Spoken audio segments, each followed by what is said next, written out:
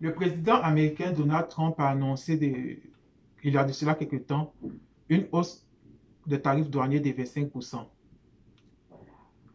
Le Premier ministre canadien avait réussi à obtenir un sursis d'un mois, le temps de mettre en place un certain nombre d'actions afin que cette hausse tarifaire ne soit pas exécutée.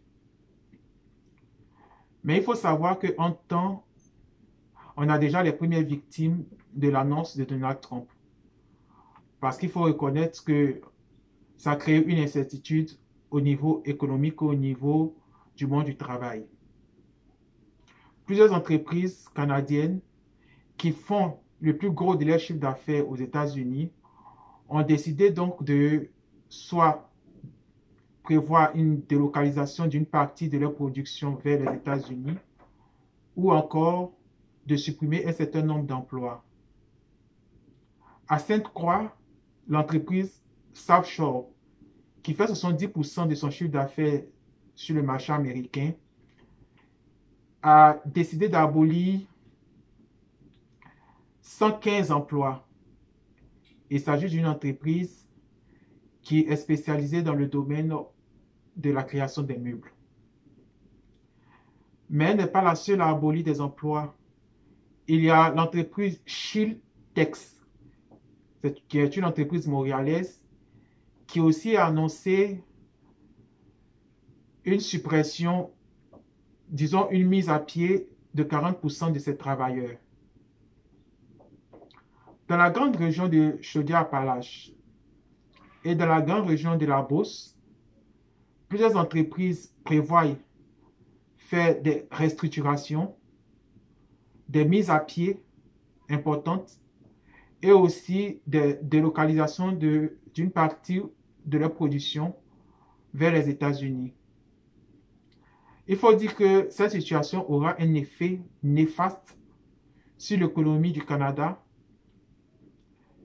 et des spécialistes parlent déjà d'une probable récession si la hausse tarifaire était réellement exécutée. Mais elle aura aussi un impact sur le tissu social à cause de ces emplois qui vont disparaître. En plus de cela, elle aura un impact sur l'aspect politique du Canada. On sait que très bientôt, il y aura sûrement des élections anticipées au Canada. Il y a déjà des élections anticipées dans certaines provinces. Et donc, cette hausse des tarifs douaniers, si elle est réellement exécutée, va avoir un impact sur les partis politiques et aussi sur le choix des citoyens canadiens. Le Premier ministre Justin Trudeau a entrepris des actions afin de permettre au président américain de constater les avancées et d'éviter pour le Canada de subir cette hausse des tarifs douaniers.